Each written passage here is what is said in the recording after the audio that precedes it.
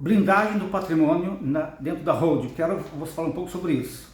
Mas antes de entrar no assunto, eu quero falar, como tenho feito algumas vezes, fazer alertas de alguns profissionais que estão agindo no mercado, oferecendo cursos ou propostas de consultoria, oferecendo direitos que não têm o menor sentido.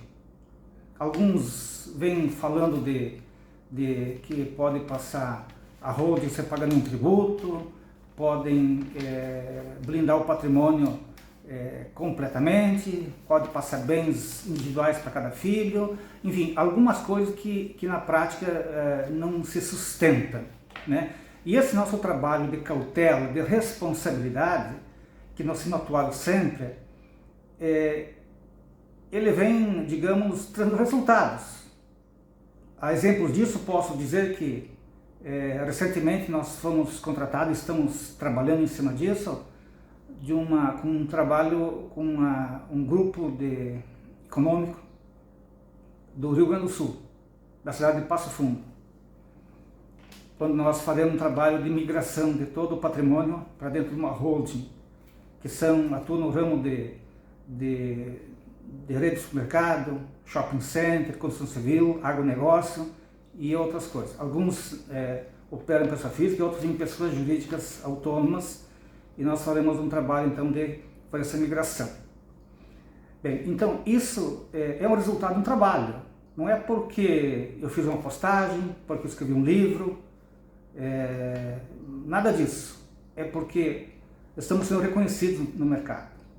E as indicações que vão passando de um para outro é pela experiência nossa que nós estamos atuando. Ainda quero dizer que o nosso trabalho, eu estou atuando há mais de 20 anos na consultoria empresarial. E há mais de 10 eu me especializei em holding familiar. E até então não se falava absolutamente dessa matéria no Brasil.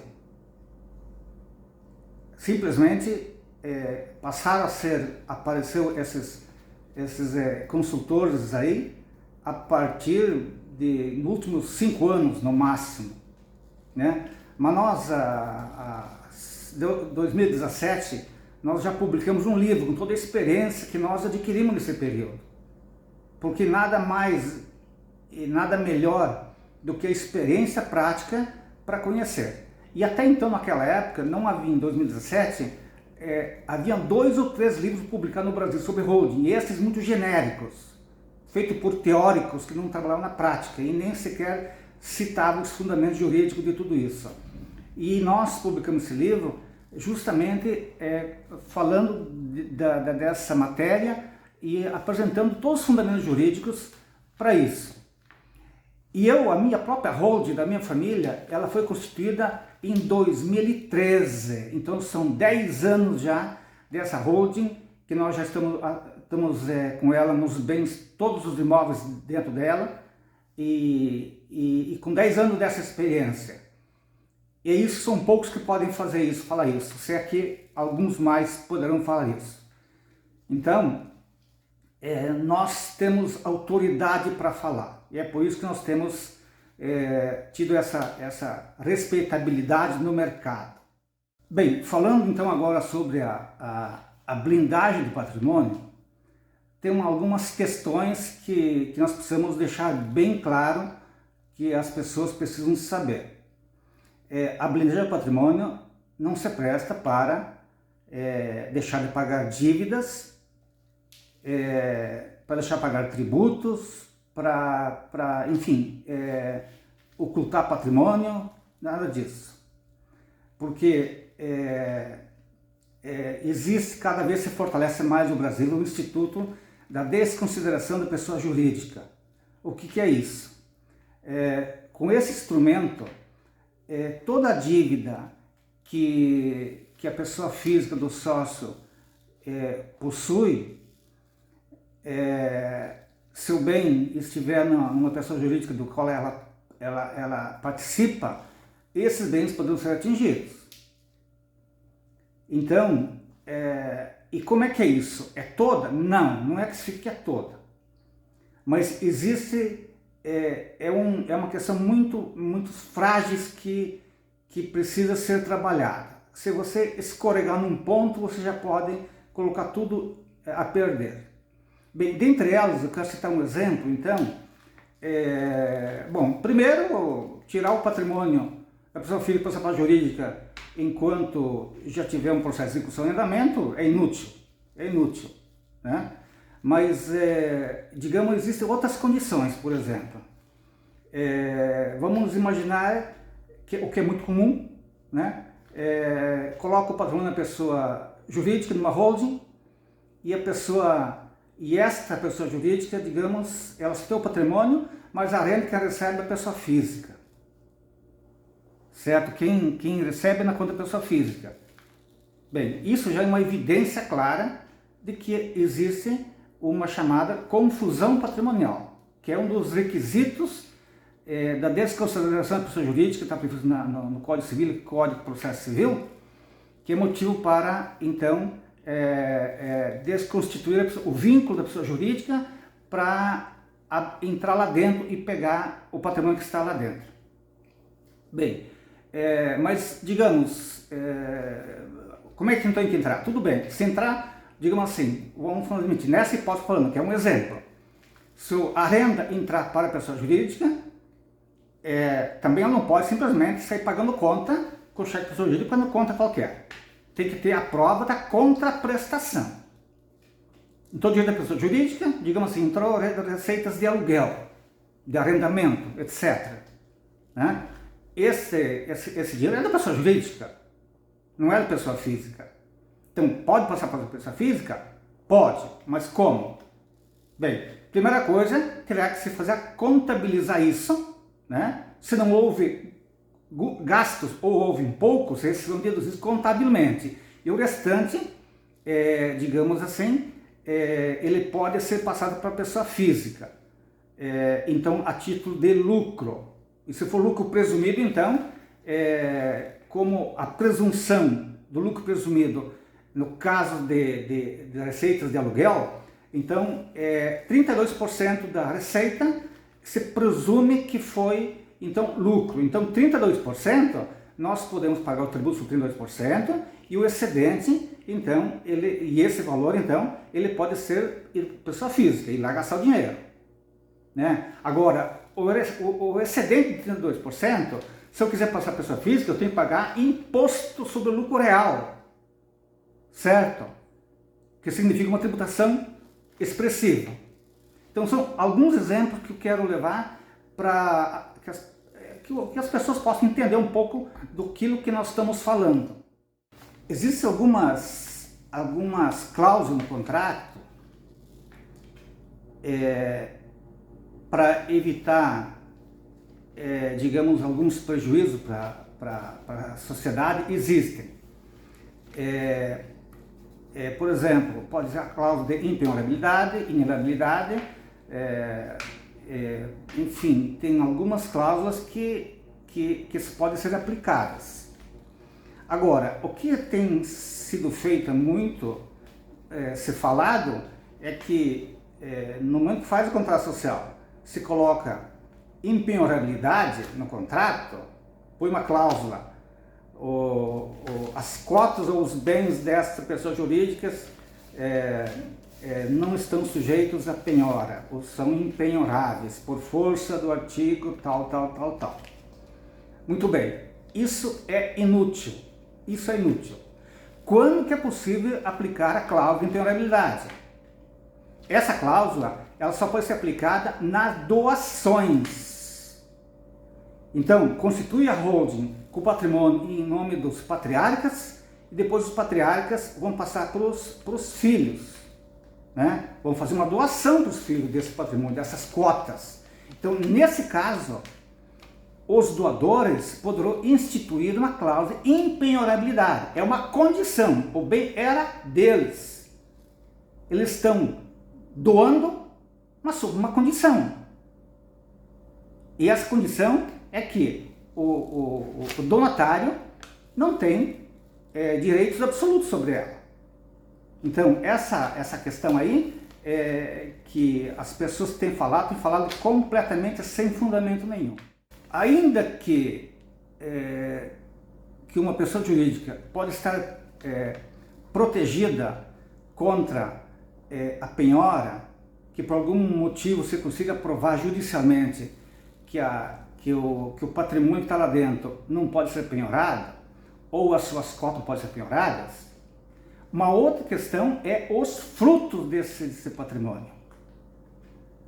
Então, isso os tribunais têm aceito com tranquilidade, é pacífico esse entendimento.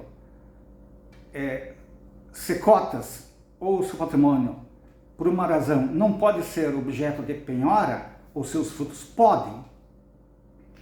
Então, se você tem um imóvel que está arrendado, ou está um imóvel rural, assim, arrendado, ou urbano rural, né? Os frutos desse arrendamento, eles são facilmente penhoráveis. Então, essas questões aí são questões de muita relevância, que só mesmo quem é do ramo especializado, que vive o dia a dia, que tem uma experiência longa, que já viu tramitar em questões de processo, tudo isso. Então, não é um contador que tem que fazer uma holding, e também não é um advogado que começou a aprender sobre holding há um ano. Quem vai dominar essas matérias aí é quem já tem uma experiência, que tem um trabalho já prestado, que os seus resultados foram comprovados pelos clientes, que os litígios que aconteceram judicialmente foram assim, tendo bom retorno, de forma a formar, consolidar essas experiências que foram feitas. E nosso caso, como tenho falado, eu atuo em consultoria de empresas há mais de 20 anos, né? Me aprofundei em holding há mais de 10 anos, e a prova disso, que eu tenho minha holding, foi constituída em 2013, e lá está o meu patrimônio. Tem um livro publicado em 2017, e eu digo mais, do livro que eu publiquei em 2017, tem algumas questões que hoje já se modificaram, algumas questões. Tem umas questões que são intocáveis, que eu recomendo até rever alguns vídeos que foram feitos com base no livro. Mas tem alguma coisa que os tributários que mudaram, que eu quero falar sobre isso num outro momento. Mas quem entende o assunto, quem está com o dia a dia, é que pode falar dessa matéria. A ocultação de patrimônio, tirando a física para a jurídica, ou então passando para um amigo, né, isso chama-se ocultação de patrimônio. Certo? Então, passando da física para a jurídica, para que não se caracterize a ocultação de patrimônio, ela tem que ser feita, digamos, de acordo com as normas do contrato social, e nesse ponto é que reside uma questão muito importante. A pessoa jurídica do modelo da sociedade limitada tem uma presunção de sociedade de pessoas, erigida pelo princípio da factus societatis, que é o princípio que vem do direito humano, que fala então que os sócios se unem por afeição. Muito bem, mas esse contrato social, simplesmente sendo só de pessoas com afeição, ainda não dão a segurança suficiente de que estas cotas não podem ser penhoradas. Porque, vamos falar assim, nós falamos que os bens, então, eles podem ser objeto de uma desconsideração da pessoa jurídica, desfaz o vínculo, entra lá para pegar o bem, ou penhorar parte dele, né? Ou então, penhorar as cotas da sociedade. Então, essas cotas podem ser penhoradas? Em regra, podem. O que é possível fazer? O que eu tenho chamado de engenharia contratual, que não é nada de ilícito. São mecanismos que só quem é especialista da área que sabe o que é isso. E algumas cláusulas específicas que são fora do modelo tradicional, que quase ninguém sabe desse assunto. Então, senão isso vai caracterizar como ocultação de patrimônio. E veja só, um processo em andamento, por exemplo, ele pode ter, digamos, os seus bens, ainda que não configurada a hipótese de desconsideração, existe um instituto de fraude a credores. Um instituto que vem de muitos anos no Brasil, do código anterior, né? Ele tem esse instituto aí. Se um credor tiver prejuízo, então o patrimônio existe, foi vendido, foi transferido para outra pessoa, esse bem pode retornar, pode ter, digamos, ser desconsiderada aquele negócio para cobrir a obrigação do devedor. Então, são várias questões que precisam ser bem analisadas para isso. Uma questão também de muita relevância que as pessoas leigas não sabem é que, diferente do que era há algumas décadas passadas, alguns anos passados, não precisa nem ir muito longe, hoje, para se buscar um bem que está em nome de uma pessoa ou de uma empresa, é muito fácil. Hoje se consegue saber tudo sobre as pessoas e as empresas. Praticamente tem um sistema que o CNJ editou, um sistema do próprio Conselho Nacional de Justiça, que se chama Sniper.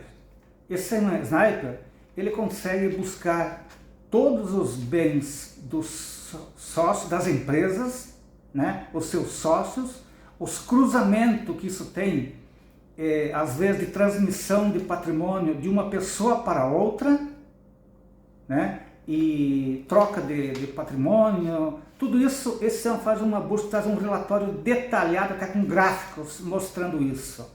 Então isso é uma ferramenta que praticamente traz à luz tudo o que as pessoas pensam que pode ficar guardadas.